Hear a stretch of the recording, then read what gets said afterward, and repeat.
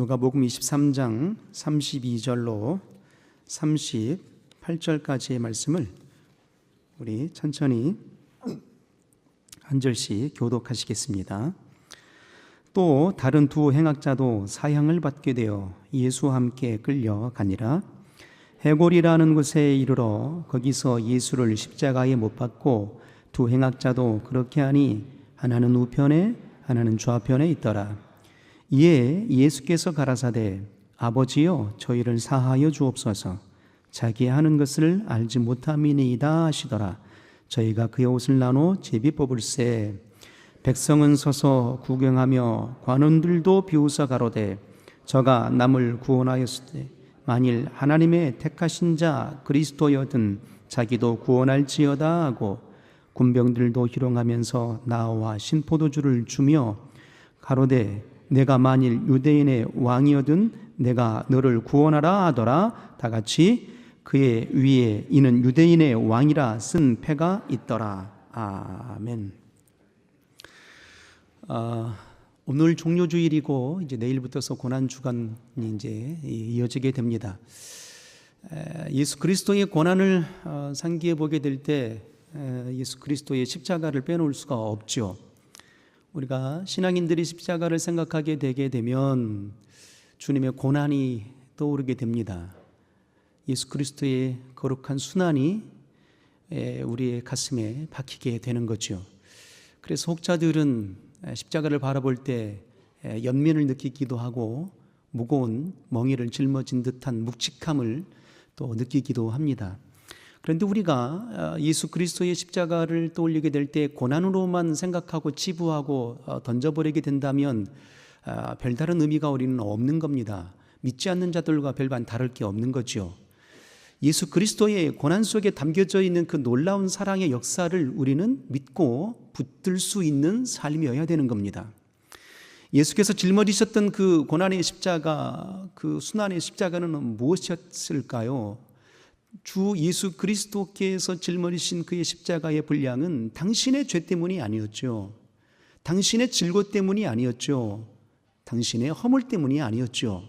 바로 우리 인생들의 허물과 질고 그리고 죄악들을 짊어지신 십자가였던 겁니다. 그러니까 바로 이타적인 십자가였던 겁니다. 이런 역사를 통해서 우리가 뒤집어 보게 될 때 주님은 그의 모든 고난과 고통이 하나님의 역사하심 때문이 아니고 당신의 죄 때문이 아니고 우리 인생들의 허물 때문에 그의 십자가를 짊어지신 이타적인 십자가였지만 우리 인생들의 삶을 들여다보게 되면 이타적인 십자가를 짊어지는 것도 버거워할 뿐더러 나아가 당신 스스로에게 삶의 무게와 멍에마저도 짊어지는 그 고통을, 그의 고통의 십자가를 짊어지는 것들도 꺼려할 때가 너무 많다라는 겁니다. 그래서 우리가 대부분의 기도의 내용의 핵심이 뭡니까? 우리가 기도할 때 자신의 영혼을 위해서 기도하고 가정을 위해서 기도하고 사업을 위해서 기도하는 모든 핵심의 요체는 뭘까요? 형통케 되었으면 좋겠습니다. 더 쉽게 말하게 되면 고난이 없었으면 좋겠습니다. 고통이 없었으면 좋겠습니다 하는 것이거든요. 이러한 모습들 속에 내게 주어져 있는 고난과 고통의 십자가, 내 삶의 고난의 십자가마저도 짊어지기를 싫어하는 그 모습들 속에서 과연 영혼들을 위한 이타적인 십자가를 짊어질 수 있는 삶이 되겠느냐 하는 것이죠. 결코 그렇게 짊어지기가 쉽지 않은 분량이었던 겁니다. 한 시골의 처자가 신앙생활을 잘하고 있는데 너무 가난하게 살아가는지라 삶이 너무 버거웠던 겁니다. 그래서 하루는 굉장히 푸념 섞인 고백으로 이렇게 고백했어요. 하나님, 너무 힘들어요. 내 삶이 살기가 너무 힘들어요. 이 고통에서 좀 벗어났으면 좋겠어요 라고 그렇게 푸념 섞인 고백을 하고 있는데 그때 문득 주님이 이제 그의 앞에 지나가게 되는 겁니다. 그 지나가시는 그 주님의 얼굴을 뵙고 그의 마음이 얼마나 감동스러웠는지 그날 밤에 잠을 자게 되는데 말이죠. 꿈을 꾸게 되었어요. 푸념 섞인 고백 속에 그렇게 푸념하였을 때 주님이 얼굴이 스치더니 그날 밤에 신비로운 꿈을 꾸게 되는 겁니다. 당신이 무거운 십자가를 짊어지고 가는 거예요. 그 처자가 말이죠. 무거운 십자가를 짊어지고 가는데 긴 십자가였고 무거운 십자가였어요. 너무 고통스러워가지고 왜 내가 이런 십자가를 짊어져야 되는가라고 그렇게 한탄하며 걷고 있는데 그때 또 주님이 그 앞에 나타나시는 거예요. 그래서 이 처자가 주님께 이렇게 되물었죠. 주님은 목수였으니까 이 십자가를 좀 잘라주세요. 그랬더니 주님이 빙그레 웃으시면서 무거운 십자가를 좀 잘라줬어요. 조금 가벼워지는 듯한 느낌이 들었죠. 그래도 여전히 무거운 거였어요. 조금 더 걷다가 다시 주님께 물었어요. 주님, 한 번 더 잘라주세요. 그랬더니 또 주님이 그 십자가를 또 잘라주셨어요. 그래도 여전히 무거운 거예요. 한 번 더 이 처자가 주님께 또 고백을 했죠. 하나님, 한 번만 더 십자가를 좀 잘라주세요. 좀 가벼웠으면 좋겠어요. 그랬더니 주님이 십자가를 잘라줬어요. 그랬더니 좀 짊어질만해요. 가벼워졌어요. 한참을 걷는데 요단강이 보이는 겁니다. 그 요단강을 건너가야 되는데 어떻게 건너갈까 보는데 뒤따라오는 사람들을 봤거든요. 뒤따라오는 사람들은 그 무거운 십자가를 짊어지고 그렇게 끌고 오더라는 거예요. 그러더니 그 요단강 앞에 서서 당신의 무거운 십자가를 벗어서 그 십자가를 다리 삼아서 건너가더라 하는 거였어요. 그런데 이 처자가 그 십자가를 잘랐잖아요. 그 짧아진 십자가로 다리를 놓으려고 하니까 안 되는 거예요. 그래서 요단강 앞에서 헝 울면서 한탄했죠. 하나님 어찌합니까? 그런데 아무리 하나님의 이름을 불러도 주님이 대답지 않았어요. 그때 꿈을 깨었죠. 잠에서 깨고 나니까 문득 영감적인 스치는 말씀이 그의 뇌리를 스치기 시작했어요. 누구든지 나를 따라오려거든 자기 십자가를 지고 나를 따를 것이니라 라고 말씀하신 그 말씀이 쑥 스치는 거였어요. 그때 이 처자가 아멘, 아멘하고 자신의 삶을 되돌아보고 이제 주 예수 그리스도의 영광의 고난에 동참하고자 하는 삶으로 살아갔던 역사에 간증이 있었던 겁니다. 바로 우리의 삶의 역사 속에 말이죠, 내 삶의 무거움, 내 삶의 멍에, 내 삶의 고통을 무거워하고 짐진 것처럼 그렇게 여기게 된다면 과연 교회를 향한 그런 무거운 짐들, 문영혼들을 향한 그런 십자가를 대신 짊어질 수 있겠느냐 하는 거죠. 결코 그럴 수 없는 겁니다. 우리가 신약 성경에 보게 되면 말이죠, 예수 그리스도를 경험했던 많은 사람들이 나오게 됩니다. 많은 인물들이 나오거든요. 수많은 인물들이 나오게 됩니다. 그런데 놀랍고 충격적인 것은 말이죠, 그렇게 많은 사람들이 예수 그리스도의 이적을 경험했고 예수 그리스도의 말씀을 직접 들었음에도 불구하고도 예수 그리스도를 믿는 자들이 결코 많지 않았다라는 사실이에요. 충격적이지 않습니까? 주님과 곁에 있었어요. 주 예수 그리스도 이적을 직접 눈으로 보았다고요. 오병이어 이적 가운데에도 수만 명이 경험을 했잖아요. 죽은 나사로가 살아날 때에도 많은 사람들이 경험했거든요. 생명의 말씀을 들었던 자가 무수히 많았던 겁니다. 그럼에도 불구하고도 예수 그리스도를 직접 곁에서 보았고 경험했던 신명들마저도 예수 그리스도를 믿는 이가 적었던 겁니다. 그렇다면 이 시대의 우리의 삶의 모습을 한번 들여다보게 됩니다. 과연 이 시대를 살아가는 우리의 삶의 모습들 속에서도 과연 예수 그리스도를 직접 경험하지 못한 인생들 가운데에 믿는 믿음의 역사가 깊은 신앙의 역사로 들어가기가 쉽겠느냐 하는 거예요. 결코 쉽지 않다 하는 겁니다. 오늘이 어떤 날입니까? 종료주일이잖아요. 이 종료주일이라고 말하는 것은 말이죠, 이 그리스도인들에게 있어서, 우리 기독교인들, 신앙인들에게 있어서 1년 365일이 가장 뜨겁고 소중한 날들이기도 하겠지만 그 가운데 가장 충만하고 가장 신앙의 깊은 역사로 들어갈 수 있는 기회의 기간이 있다면 바로 이 한 주간일 것입니다. 왜냐하면 예수께서 죽으시기 그 일주일의 모든 행적이 고난과 그 순환 속에 담겨져 있는 기간이거든요. 그래서 그 첫 출발이 오늘 종료주일이에요.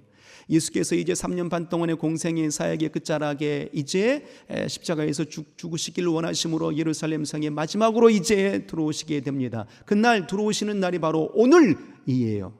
이 오늘 들어오신 예루살렘 성에 들어오시는 그날에 뭘 타고 오셨죠? 나귀 타고 입성을 하시게 되는데, 그 나귀를 타고 입성할 때 많은 사람들이 겉옷을 벗어서 길에 깔고 그리고 종려나무를 꺾어서 호산나 호산나 외쳤어요. 다윗의 자손이여 우리를 구원하소서라고 그렇게 환영하며 맞이했던 그날이 오늘 주일, 종료주일입니다. 종려 가지를 가지고 흔들었다 해서 종료주일이라 이렇게 말하게 되는 거거든요. 그리고 이제 월요일에 어떤 일들이 일어나게 됩니까? 시장하신지라 지나가다가 보니까 무화과 나무가 보여요. 그 무화과 나무 앞에 가는데 열매가 없었거든요. 그래서 그 무화과 나무를 저주하십니다. 그리고 이제 예루살렘 교회로 이제 올라가게 되시는데, 그 예루살렘 교회로 올라가게 되었을 때에 보니까 그 교회가, 그 성전이 말이죠, 비둘기 파는 사람들, 돈 받고 주는 사람들, 장사치들로 가득 채워져 있었던 겁니다. 그래서 주님이 분을 내시고 노끈으로 채찍을 만들어 가지고 그 상들을 다 뒤엎으시고 다 쫓아내셨어요. 그리고 이렇게 선언하셨죠. 내 아버지의 집은 만민의 기도하는 집이니라라고 선언하시면서 성전을 정화하신 날이 바로 월요일입니다. 그리고 이제 화요일 날에는 이제 그 많은 유대인들과 함께 심각한 변론을 이제 하시게 되는 날입니다. 그래서 변론의 날이다 이렇게 말하거든요. 두 아들의 비유를 말씀하시고 또 전국잔치에 관한 비유를, 혼인잔치에 관한 비유를 말씀하셨던 그 장면에 관하여서 여러 가지 비유를 이제 설명하시고 변론하신 날이 바로 화요일이에요. 그리고 수요일 날에는 여러 모양의 많은 일들이 일어난 사건이 이제 나타나게 됩니다. 수요일 날에는 바로 가룟 유다가 예수를 판 날이 바로 은 30세기에 판 날이 바로 수요일입니다. 그리고 대제사장들과 서기관들은 서로 모의하여서 어떻게 하면 예수를 죽일까라고 모의하던 날이 수요일이었습니다. 그런데 반면에 베다니 문둥이 시몬의 집에서는 말이죠, 예수를 위한 보훈잔치가 열려지게 됩니다. 그날 우리가 잘 아는 놀란 그 유명한 사건이 이제 나오게 되는데요, 말이죠. 바로 그날 막달라 마리아가 평생에 모았던 향유값을 깨뜨려서 예수의 머리 위에 붓고 자기 머리털로 예수의 발을 씻겨드렸던 그날, 예수 그리스도의 죽음을 예비하였던 헌신의 삶을 되뇌었던 그날이 바로 수요일입니다. 어떤 이는 예수를 팔아먹고 어떤 이들은 예수를 어떻게 하면 죽일까 모의하던 그날에 어떤 이는 주님을 위하여서 헌신된 삶으로 봉헌하여 드렸던 그날이 수요일이었던 겁니다. 그리고 이제 목요일 날 잘 아시는 바와 같이 최후의 만찬이 이루어진 그날입니다. 예수께서 제자들의 발을 씻겨주시고 최후의 만찬을 하시고 겟세마네 동산에 올라가서 어찌하면 이 잔이 내게서 지나가길 원할까라고 기도하시고 요한복음 17장에 나와 있는 그 빼곡한 기도의 내용을 되뇌었던 그날이 바로 그 목요일 밤이었습니다. 그리고 이제 목요일 밤 새벽쯤에 이제 금요일 날에는 이제 로마 병사들에 의해서 예수께서 잡혀가시게 되고 가야바 대제사장 뜰에서 베드로가 3번 나는 예수를 모릅니다라고 3번 부인했던 그날, 그리고 빌라도의 법정에 서서 신문을 받으시고 이제 골고다의 길을 오르셨던 그날이 바로 금요일입니다. 토요일은 어떤 날입니까? 무덤이 지켜지게 되는 날이고 돌아온 주일이 바로 우리 신앙인들에게 가장 기쁨의 날인 부활절이 되는 겁니다.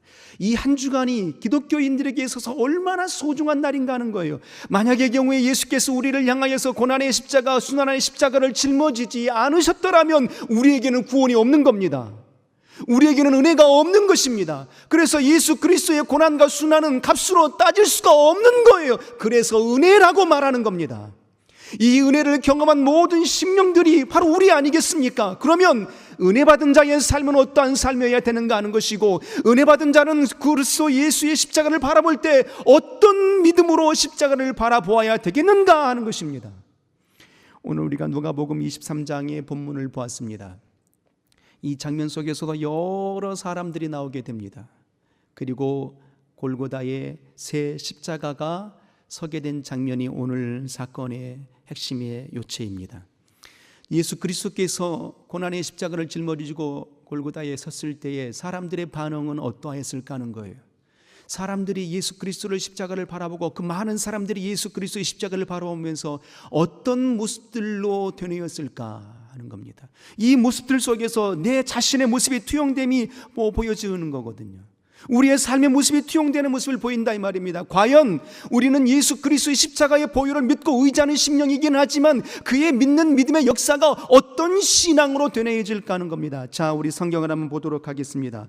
먼저는 우리 35절을 한번 보도록 하겠습니다. 예수 그리스도의 십자가를 바라보는 백성들과 관원들은 어떻게 그 십자가를 바라보게 되었을까요? 자, 우리 35절을 우리 큰 소리로 한번 읽어볼까요? 시작. 백성은 서서 구경하며 관원들도 비웃어 가로되 저가 남은 구원하였을 때 만일 하나님의 택하신 자 그리스도여든 자기도 구원할지어다 하고 그랬어요. 백성과 관원은 뭐라고 얘기하고 있습니까? 백성들은 서서 구경하며 그랬어요. 무엇을 구경하고 있는 겁니까? 예수 그리스도의 십자가를 구경하는 겁니다. 마태복음과 이 동일한 사건에 대해서 마태복음과 마가복음에 관하여서는 사람들이 머리를 흔들면서 야, 하나님의 아들이라고 말하였던 그가 성전을 향하여서 사흘 만에 다시 짓겠다고 말한 그대여 다시 내려와 보라라고 그렇게 힐문하였던 사람들, 그 구경꾼들의 모습이 누구였느냐? 백성들이었던 겁니다. 관원들은 누구입니까? 종교인들이잖아요. 신앙인들이에요. 유일신 하나님을 섬기는 자들이었다 이 말입니다. 종교의 지도자들이에요. 그들은 무엇이라고 말하고 있습니까? 비웃어 가로되 그랬거든요. 무엇을 비웃는 겁니까? 예수 그리스도의 십자가를 비웃는 겁니다. 저가 남을 구원하였을 때 만일 하나님의 택하신 자 그리스도여든 너도 구원할지어다라고 지금 비난하고 있는 겁니다. 힐문하고 있는 겁니다. 백성들은 구경하고 관원들은 비난하고 있는 거예요. 조롱하고 있는 겁니다. 이제 우리가 2000년 전에 이 역사적인 현장에 한번 있다고 한번 생각해 보십시오. 예수께서 지금 십자가를 짊어지고 가시는 겁니다. 그리고 골고다 언덕에 십자가가 세워지게 된 겁니다. 처절한 고통 속에 있는 겁니다. 인류의 모든 심령들의 죄를 사하고자 소원하심으로 십자가에 있었지만 그때의 그의 심령을 바라보는 백성들의 모습들을, 관원들의 모습들, 비웃는 모습들, 조롱하는 모습들 속에 내가 한번 있다고 생각해 보십시오.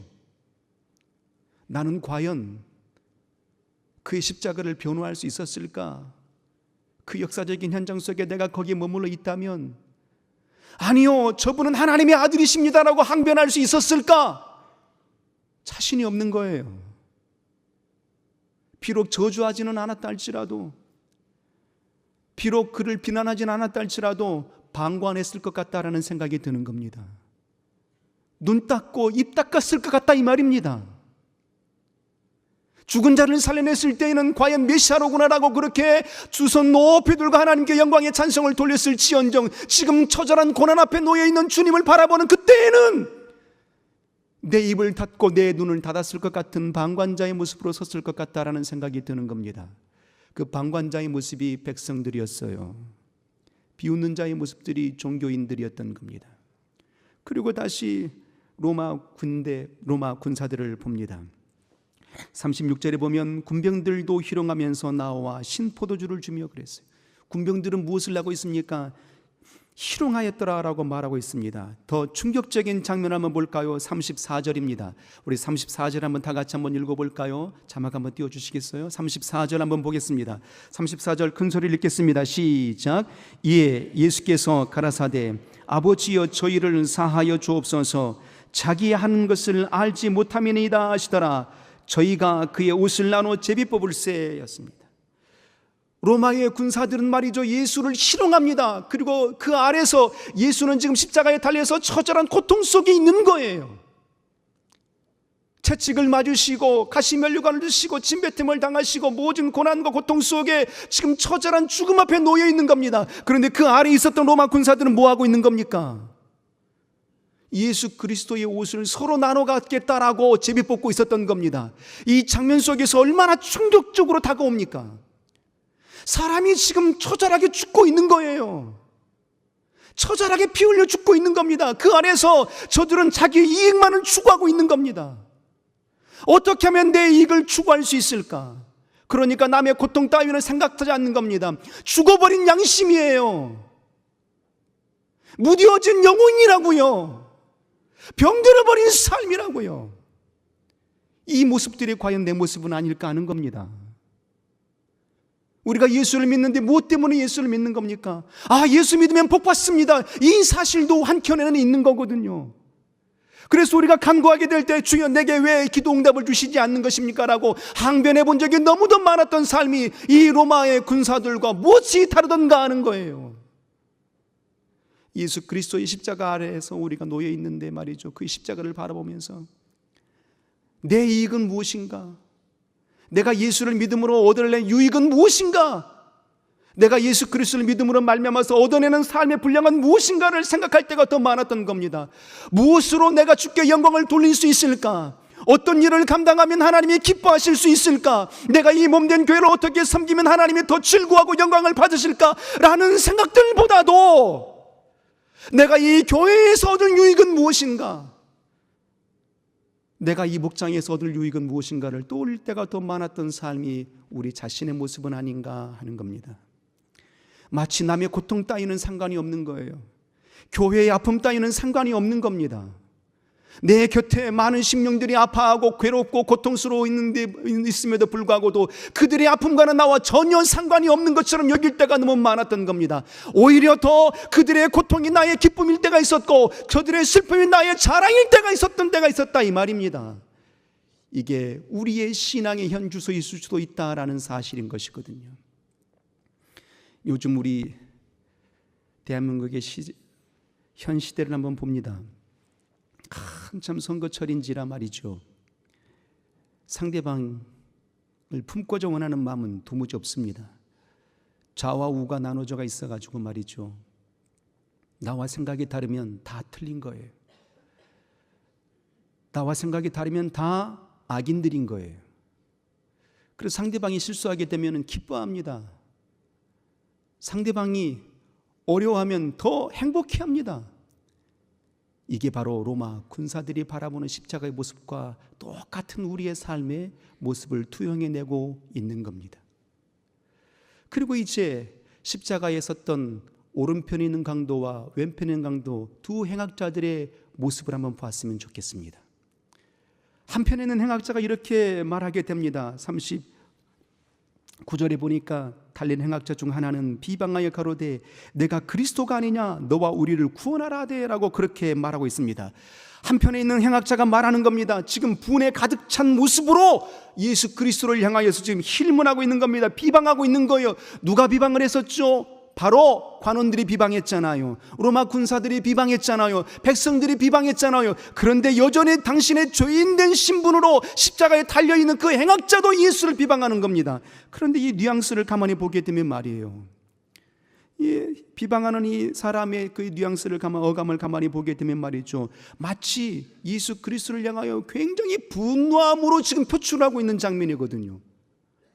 내가 하나님의 아들이라면서 무사람을 구원한 자라면서, 그런데 너는 왜 나를 구원하지 않고 너를 구원하지 않니? 나는 지금 이 고통 속에 놓여 있고 당신도 고통 속에 놓여 있는데 왜 이 십자가에서 내려와서 우리가 이 고통에서 벗어나게 안 해주는 거니? 라고 그렇게 불만 섞인 모습으로 항변하고 있는 겁니다. 놀라운 것은요, 오른편에 있는 행악자와 왼편에 있는 행악자 모두가 다 예수 그리스도께서 역사하셨던 그 역사를 보았을까요? 안 보았을까요? 능력의 역사와 이적을 보았을 겁니다. 그가 행하신 일들을 보았을 거라고요. 그리고 지금 38절에 보게 되면 예수 그리스도께서 십자가에 달렸을 때 그 위에 뭐라고 써져 있습니까? 그의 위에 이는 유대인의 왕이라 쓴 패가 있더라 그랬거든요. 그의 유대인의 왕이라는 패를 보았을 겁니다. 보았음에도 불구하고도 한편에는 행악자는 말하는 겁니다. 내가 하나님의 아들이라면 지금 당장 이 고통에서, 너와 나의 고통에서 이 벗어나도록 좀 만들어봐. 왜 안 해주는 거야? 라고 항변하고 있는 겁니다. 이게 얼마나 안타까운 모습입니까? 우리는 어떤 존재일까요? 본질상 진노의 자녀들이에요. 하나님이 없던 자들이었어요. 내 아버지는 처음부터 거짓말한 자라라고 말했다 이 말입니다. 그러니까 마귀 자식들이었어요. 그럼에도 불구하고도 예수 그리스도를 향하여서, 하나님의 아들을 향하여서 우리는 선언하는 겁니다. 왜 날 안 구원해 주는 거야? 왜 나를 이 고통에서 벗어나게 안 해주는 거야? 라고 항변하는 적이 너무 많다라는 겁니다. 그런데 본받아야 될 한 행악자를 만나게 됩니다. 오른편에 있는 강도인지 왼편에 있는 강도인지는 잘 모르겠어요. 우리는 오른편에 있는 강도라고 그렇게 말하게 됩니다. 40절에 보니까 한 행악자가 이렇게 말합니다. 하나는 그 사람을 꾸짖어 가로되 내가 동일한 정죄를 받고서도 하나님을 두려워 아니하느냐 그랬어요. 이 오른편에 있는 행악자의 고백을 잘 한번 봤으면 좋겠습니다. 우리가 간직해야 될 신앙의 모습을 보여주고 있는 겁니다. 마지막 순간에 이 행악자는 말이죠, 처절한 삶을 살았던 겁니다. 죄악된 삶을 살았던 겁니다. 그런데 그가 이렇게 고백하는 겁니다. 우리는 40절에 하나는 그 사람을 꾸짖어 가로되, 누구를 꾸짖었을까요? 왼편에 있는 행악자를 꾸짖었던 겁니다. 내가 동일한 정죄를 받고서도 하나님을 두려워 아니하느냐라고 말합니다. 그러니까 오른편에 있는 강도는 이렇게 말하는 거예요. 나는 하나님이 두렵습니다 라고 고백하는 겁니다. 어찌 너는 하나님을 두려워하지 아니하느냐라고 항변하고 있는 거예요. 우리의 신앙은 과연 하나님을 두려워할 줄 아는 자인가 하는 거죠. 우리가 하나님을 두려워할 수 있는 신앙이라면 모든 삶 가운데 겸손해지게 될 것입니다. 자고해지지 않을 거예요. 그런데 우리가 자고해지고 겸손히 무너지는 이유가 무엇일까요? 하나님을 두려워하지 않기 때문이에요. 우리가 하나님을 두려워한다면 주의 몸된 교회를 향하여서 더부시 여길 수 있을까요? 우리가 하나님을 두려워할 줄 안다면 내게 주신 영혼들을 향하여서 온전히 섬길 수 있는 역사가 있지 않을까요? 하나님을 두려워하지 않기 때문에 교만해지고 자고해지는 겁니다. 그런데 오른편에 있는 행악자는 하나님을 두려워할 줄 아는 자였던 겁니다. 41절에 이렇게 고백하게 됩니다. 우리는 우리의 행한 일에 상당한 보응을 받는 것이거니와 그랬어요. 당신이 어떤 죄를 지었는지 알고 있는 겁니다. 나는 죄인입니다라고 당신의 죄를 자복하는 거예요. 이게 우리의 믿음의 신앙의 출발 아니겠습니까? 주여, 나는 허물 많은 인생입니다. 나는 범죄한 자입니다. 나는 죄인입니다. 이 역사의 출발이 당신의 우리의 모든 죄와 허물들을 주 앞에 올려놓는 그 순간이 진실한 신앙의 십자가를 짊어지는 자의 모습인 거예요. 우리 이런 신앙이 되기를 주의 이름으로 소원합니다. 주여, 나는 죄인입니다. 주여, 나는 허물 많은 자인 겁니다. 주님 없이는 살 수 없는 존재입니다라는 신앙의 고백이 필요하다 이 말이에요. 바로 오른편의 행악자는 십자가 도상에서 그렇게 고백하는 겁니다. 내 허물이 많습니다. 그리고 다시 주님을 향해서 이렇게 말합니다. 저는 옳지 않은 일을 행한 적이 없는 분이시다라고 말한다 이 말입니다. 곧 하나님은 의로우신 분이십니다라고, 하나님은 의인이라고 그렇게 믿는 신앙의 고백이 있었던 겁니다. 결정적으로 한번 읽어볼까요? 42절입니다. 우리의 신앙의 최후의 고백은 바로 이 고백이어야 되는 겁니다. 42절을 한번 읽겠습니다. 시작. 가로되 예수여, 당신의 나라에 임하실 때에 나를 생각하소서. 아멘. 내 영혼을 맡겨드릴 수 있는 삶이어야 되는 거예요. 우리의 영혼을 하나님께서 하나님의 손에 맡길 때에 이것이 진실로 우리가 주의 십자가를 짊어지는 자의 삶의 모습인 겁니다. 허물만을 올려놓는 게 아니에요. 우리의 불의함들만을 주의 손에 올려놓는 게 아닌 거예요. 우리의 영혼을 하나님의 손에 올려놓아야 되는 겁니다. 주여, 당신의 나라 임하실 때 내 영혼을 기억하소서, 내 영혼을 받아주소서라는 신앙의 고백이 필요한 겁니다. 그때 주님이 43절에 말씀하시기를 내가 진실로 내게 이르노니 오늘 내가 나와 함께 낙원에 있을 것이다 라고 그렇게 그의 영혼을 구원해 주셨던 겁니다. 우리가 구원받는 역사의 십자가를 짊어지길 원한다면 스스로 하나님을 두려워할 줄 알고 우리의 죄와 허물들을 주의 손에 올려놓으시고 나아가 우리의 영혼을 하나님께 맡겨드릴 수 있는 진실한 신앙의 고백이 이어지기를 소원합니다. 예수 그리스도께서 짊어지신 십자가는 어떤 십자가였을까요? 무사람들은 비방의 십자가, 저주의 십자가를 짊어졌지만 예수 그리스도의 십자가는 이런 십자가였습니다. 34절에 이에 예수께서 가라사대 아버지여 저희를 사하여 주옵소서, 자기 하는 것을 알지 못함이니다라고 말씀하십니다. 어떤 십자가입니까?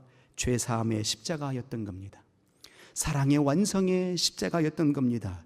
구원의 십자가였던 겁니다. 이 구원의 십자가, 사랑의 완성의 십자가를 짊어지셨던 그 역사 때문에 이것이 우리에게 은혜가 되었던 거예요. 이것이 우리에게 생명이 되었던 겁니다. 우리는 어떤 십자가를 짊어지기를 원하시는 겁니까? 예수 그리스도 사랑의 완성의 십자가를 우리도 함께 짊어지기를 소원합니다. 사울이 어떻게 변화가 되었을까요? 사울이 어떻게 바울의 삶으로 변화가 되었을까요? 우리는 이렇게 생각합니다. 다메섹 도상에서 예수 그리스도를 만났으므로 사울이 변화했다, 그러므로 바울의 삶으로 나아갔다, 이렇게 합니다. 물론 그렇습니다. 그런데 사울이 변할 수 있는 그의 첫걸음의 역사는 사도행전 7장의 장면입니다. 스데반이 돌에 맞아 죽는 순간에 스데반이 고백하거든요. 하나님, 저들이 하는 일을 알지 못함입니다. 저들의 죄를 사하여 주옵소서라고 고백하였던 그 장면의 역사 말입니다. 사랑의 희생의 십자가를 보았던 겁니다. 그것이 사울에게는 엄청난 충격이었을 거예요. 그 충격을 가지고 다메섹 도상으로 가는 도중에 예수 그리스도를 만났던 것 아니겠습니까? 사울이 변할 수 있었던 것은 누군가 대신 짊어졌던 사랑의 십자가 때문이었던 겁니다. 우리가 구원받을 수 있었던 역사도 예수께서 짊어지신 사랑의 십자가 때문이었던 겁니다. 그러므로 일생의 우리의 모든 삶은 우리도 주님처럼 사랑의 십자가를 짊어질 수 있는, 희생의 십자가를 짊어지는 아름다운 역사 펼쳐지기를 주의 이름으로 소원합니다.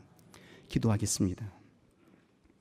이 시간 기도할 때 생명의 하나님, 일평생 우리의 모든 삶은 주 예수 그리스도를 향하여서 조롱의 십자가, 방관의 십자가를 짊어지는 것이 아니라 희생과 사랑의 십자가를 짊어질 수 있는 자가 되게 하여 주셔서 우리도 문영혼을 품고 교회를 품어낼 수 있는 아름다운 삶이 이어지게 하여 주옵소서 하고 우리 합심하여 기도합니다.